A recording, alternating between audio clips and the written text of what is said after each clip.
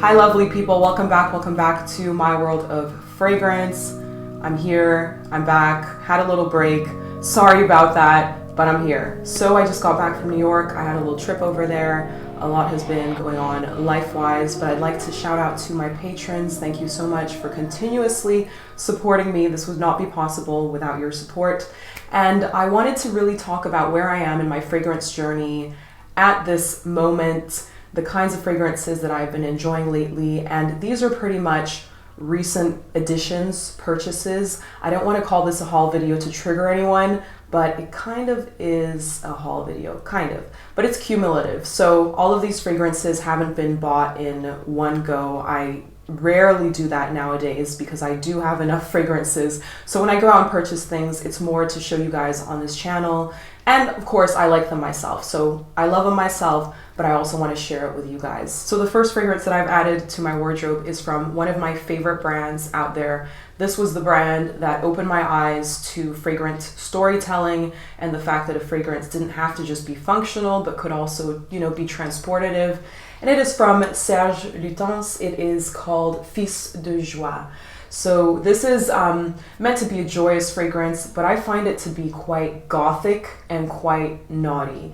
It's based around the night blooming jasmine, and it has this camphorous, very Lutens-esque fragrance style. If you are familiar with Tubèreuse Criminelle from this line as well, which I am obsessed with, it's probably my favorite Tubèreuse fragrance because it has this camphorous edge. Then this, I would say, is the jasmine version of the Tubèreuse, the criminal Tubèreuse. So it's dark and juice, very reminiscent of what this fragrance is all about. And it has this sweet but melancholic honey accord in it as well. Something that really draws you in, and it has slight witchy vibes, which I'm all about. It's just a seductive, witchy, night blooming jasmine. Lasts and lasts, projects very well to begin with, becomes moderate sillage, and I just love it. It's I have a soft spot for honey when it's incorporated in a fragrance in a natural, realistic way, which it is in this one, but still it has that camphorous edge, and I love camphorous, medicinal-esque fragrances as well. There's something healing about them to me. And yeah, if you'd like to see a video on my favorite camphorous fragrances, medicinal fragrances, then please let me know down below. It's just, yeah, something that I'm obsessed with. I decided to wear a feather top, by the way, even though it's like super early in the morning right now, because I love feathers, and I don't have a lot of parties to go to anytime soon, so we'll have a party here on YouTube. So the next fragrance is a very unusual one. This is from a brand that I was just browsing in Harvey Nichols here where I live, London, and I had seen this brand on Instagram. There's so many brands right now on Instagram. You're just kind of like bombarded with a new brand every day, or more like 5 new brands every day. This whole niche fragrance sphere is just, out of control. So this is from Sous le Manteau, I think it's called, SLM, and the fragrance is Vapeurs Diablotines. And this is an example of a fragrance where you should never read the reviews. Do not read the reviews. Don't even read the description, okay? For most fragrances that I recommend for you guys to try, if the way that I've described it sounds nice, go and get a sample or go and try it out in a shop, because other people's opinions, reviews, or even how it's described by the brand may sway your judgment. So this one, I'm so glad I read nothing about. I just smelled completely blindly. I had just seen the bottle on Instagram, like in photos, didn't really read what the descriptions were or anything. Decided to spray on. They were actually half price off in Harvey Nichols, so I was like, okay, that was another factor. 50% off of these, and I was like, wow upon first sniff. For me, this is a slightly incensey fragrance. It smells incensey, resinous, slightly animalic, slightly minerally.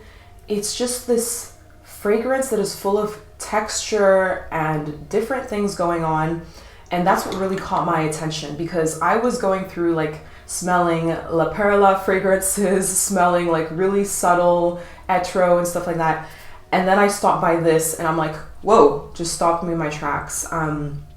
But yeah, it's a really unusual one. It is definitely one of the most unique fragrances that I own. Yeah, there's just something like metallic-y as well to begin with. It's just a fragrance that is full of little nuances. I bet this would smell differently to anyone and to everyone. This one has won an award, actually, I found out afterwards, from the Fragrance Foundation in the UK, and I understand why, because this is actually a work of art. So whether it's wearable or not, that would be up to you. For me, it is wearable. I find it to be one of those cloaky fragrances, and it also gives me a really nice experience when I wear it. So check that one out by Sous le Manteau. So I love my Chanel number 19. As you guys know, I keep saying my mother's favorite fragrance, her signature scent, and so on. And I've always wanted to be as regal and proud of a woman as my mother is. So number 19 was always my goal, fragrance-wise, and yeah. So now I finally got my hands on the Parfum, and this was actually via an online auction that I found it. So I got a decent deal on it. The Parfum is, of course, more expensive than the other formulations. They have the EDT and the EDP. I own the EDP, but I found that with the EDP, I just didn't get that experience that I was looking for, because my mom actually wore the Parfum. It was a vintage Parfum. It's a little bit different. It was a lot more potent. So let me take it out. And my Chanel fragrances are the only ones that I really keep in a box, just because they have a resale value. They go up in value actually a lot of the time, especially when they reformulate. So I like to keep them nicely preserved. And so here it is. Like, opening this seal is just an experience in itself. You feel like time stands still, you know, and I do it with my knife that I cut it up with. But I finally have the Parfum.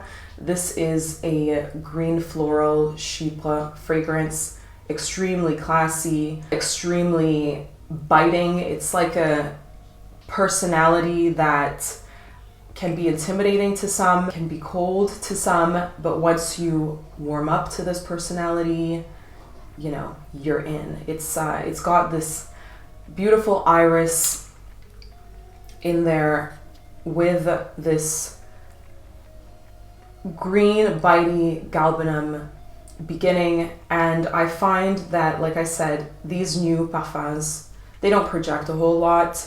They don't even last a whole lot. Like, if I dab this on before going to bed, that scent is gone by morning time. So it's not for longevity or sillage that I buy this. This is an intimate kiss of a fragrance for me. This is a wear for myself. This is I want to feel a certain way. I want to feel fancy, and I dab this on. Uh-oh, what happened? This is now moved to the side. I'll have to correct that later. But yes, my favorite version of number 19 is the Parfum, because that's what is true to how my mother smelled.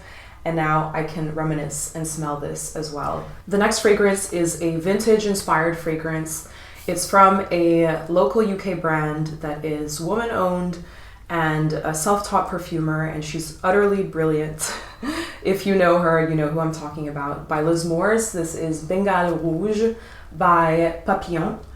And the brand itself is called Artisan Perfumes. So I think we can say that they are artisan perfumes, handmade, beautifully thought through, also with a high dose of naturals, and they just last and last. A lot of these, I think they're actually eau de parfum, but if it was a brand that was a little bit deceitful, which a lot of large brands are, they would probably call this an extrait, because it performs like an extrait. It melds in with your skin. You know, whenever perfume has a high dosage of naturals, you absolutely have to spray it on the skin, because you get different reactions from it depending on the weather, depending on your skin heat and all of that. Whereas if a fragrance is completely synthetic, it will pretty much smell the same no matter where you spray it. You know, just spray it on clothing, because it's not really as reactive to the skin. At least in my experience, that's what I find. So Bengale Rouge is very much inspired by a vintage Shalimar-esque type of style. So this Moorish, sweet, but not gourmand fragrance, whereas Shalimar is more like a smoky vanilla, at least the vintage version of it. This one is more myrrh for me. It's more of a sweet, resinous myrrh with maybe a little bit of that vanilla, but I wouldn't say that it's noticeable for me. Maybe it is for you. And it's slightly animalic as well. But I've found that when I was testing out this fragrance, and this is another thing, when you're sampling a fragrance, it might be from a bottle that's a little bit older, so the way that the ingredients have meshed together and macerated could smell differently to when you purchase a new bottle, and I found that with this. So I think that this is going to only smell better with time, you know, as it macerates, and I find that with a lot of my fragrances actually. The well-made fragrances, if you preserve them well in the dark and in a cool area and wait, like over time, they actually become stronger, more beautiful, more reactive to the skin. And I absolutely think this is what's going to happen with Bengale Rouge. So this is supposed to smell kind of like, you know, a purry cat fur inspired by Liz's own cat. And it has this kind of, yeah, like this kind of feline purr to it. It's also very sensual. I would say that it's in the same realm as this, like a seductive fragrance. And I just love it. So I definitely want to have more of the Papillons. I love supporting local brands and smaller brands and all of that. So yeah, Bengale Rouge. It's often the most popular from the Papillon by people, and that could be because of that sweet, resinous myrrh-like vanilla, which is kind of reminiscent of Chanimard, but could also just be because it's a really nice fragrance. The animalics were definitely more prominent in the sample that I tried, so I'm hoping for the animalics to be pushed forward as this fragrance ages. Now, the next fragrance has been a long time coming, and I've mentioned it before on this channel, but didn't have a bottle, and it just kind of was inevitable. First, let me show you the bottle. It's Habanita by Molinard. This is an iconic fragrance. Think Roaring 20s, think you know, trying to cover up the smell of cigarettes after you've smoked. But this is this cherry pipe tobacco smoke at first. It just wows you to begin with. It is sweet. It is slightly fruity. So it's like cherry pipe, right? But by no means like a tropical fruity fragrance. No. This is another seductor. And the reason why I was a long time coming to getting Habanita is because I have Enslaved by Roja, and in my video with my Roja favorites, I said, hold on, sorry, it is mirrored, but I swear it says Enslaved on here, and in my video I said that I actually preferred Enslaved to Habanita. How wrong could one have been? I actually prefer Habanita now that I own it and have worn it a lot more than just testing it out a few times. And except Roja, you know, has discontinued Enslaved and also charges probably a million times more for a bottle of Enslaved, which is a ripoff of Habanita. So this is kind of to show you guys and speak to you guys about the direction that I'm going to take this channel in. I used to, you know, focus a lot on super luxury and high-end expensive fragrances, but I'm steering towards more the premium fragrances, middle market, and more affordable fragrances. I wouldn't say Habanita is like a cheapy or super affordable. It's just in the same kind of designer type of price range, perhaps high-end designer. And yeah, Habanita, just love it. So this one is, it has this carnation, ylang type of feel. I would say that Roja tried to make this a little bit more traditionally feminine, whereas Habanita I find to be even more unisex, because it is more of that tobacco smoke vibe. If you like Fumerie Turque by Serge Lutens, then try out Habanita if you haven't already. And yeah, like no more rip-offs. I'm gonna do a video on brands that I no longer purchase from or like no longer do reviews from as well, because I'm just here to share what I've learned and to sort of educate people so that you're not out there just, you know, throwing out money out the window. If you're okay with doing that, that's fine, but I know that the majority of us do not want to just throw money out of the window for no reason. So Habanita, the original, Stunning. I feel like this is such a rambly video today, but I haven't been on here for such a long time that, yeah, I'm just easing my way back into making videos, and hopefully the next one will be more to the point. So this is a fragrance that I actually recently purchased in New York. I went to the Scent Bar boutique in Soho over there, and I was smelling a million things. They hated me. I was there for like ages and ages, over an hour with my poor friend who I had dragged along to this fragrance shop. And this is a fragrance that like kind of came out of nowhere. I knew I would enjoy this brand. This is my first encounter with Oriza Legrand, Parisian brand, old school, like very old house. I'm not sure if they disappeared and revived as a lot of brands are doing, but it says that they are from 1720. This does not smell like a perfume from 1720 though. I mean, I feel like it's more the style. They're inspired of that like old traditional Catholic inspired kind of style. So Relique d'Amour was my love, and this one I had actually heard from somebody on Instagram about, and I had only realized that this was a perfume I had read about after I had smelled it. So what does this smell like? This is poetic. It's just, oh, so this is damp walls, okay? I'm the kind of person who, when I smell wet cement, I love it. I go crazy. I love the smell of gasoline, cement. There's something about it, something gritty about it, something that draws me in. I'm like pretty much getting like stimulated in the mouth just talking about this. Could just be me. No, I know it's not just me, because there's, you know, a lot of fragrances that try to replicate that. Relique d'Amour is just like the walls of an old church. You smell the kind of dampness from the walls. You smell the incense remnants that have been saturated into the walls, but the incense is no longer burning, but you can just smell it, you know, because it's been burning so often in this old church. You also smell soft lilies in the background, and I have a soft spot for the combination of incense and this soft lily, as you would find in a church, just beautiful lilies and, you know, the burnt out incense. It's a masterpiece. Sorry, I said the word. It's a masterpiece. This is an experience. It's cold walls as well. You feel like coldness. I just find it just so intriguing. They also said at Scent Bar that it was their bestseller from Oriza Legrand. They didn't have the full collection, but that says something about it, that it's so unusual and so weird, but it's actually the bestseller. And they have things like, you know, straight up heliotrope. They have like, you know, florals and stuff like that that are more generally pleasing, I would assume. But Relique d'Amour is the one, and there's something kind of forbidden about it as well. There is something kind of, you know, also seductive, witchy, but in a subtle way as well about this one. It's kind of like the forbidden fruit.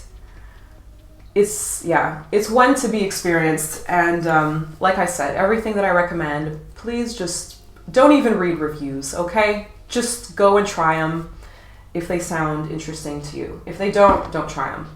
So my last fragrance was originally created in 1948, and this is me steering more towards originals versus new brands now, you know, reinterpreting old works and selling them for $1 bajillion. So this is Femme by Roja, and just ignore the fact that it says Femme, because this is, it's whatever. It's a unisex fragrance, okay? This is, if you enjoy the lines of Mitsouko and you are, you know, a true perfume lover who enjoys the original works, enjoys classics, it's kind of a must-have.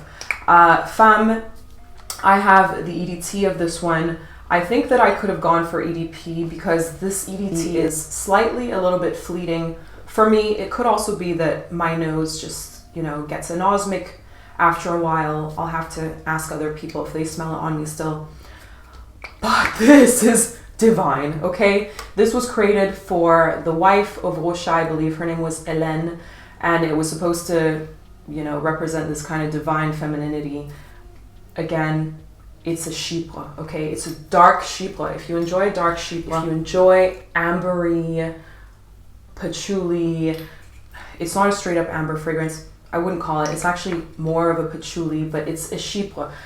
It doesn't say that there's anything peachy in here, but I definitely get this dark peach that's dipped in, or has been drenched actually, in some kind of liquor. The brand says that there's a plum accord in here, so that could be it.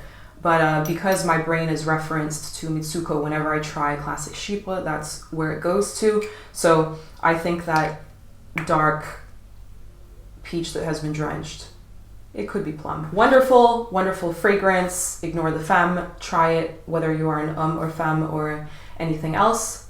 And yeah, also very affordable. So I'm going to be doing a video in the future about my favorite affordable fragrances. And that video has been like 3 years in the making, people, because affordable fragrances that are also genius, really good, you know, great quality, are hard to come by. A lot of them end up being vintage. So look forward to that from me.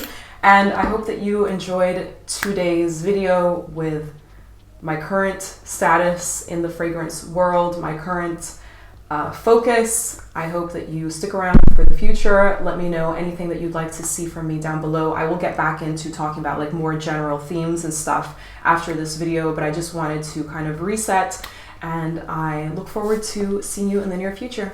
Bye.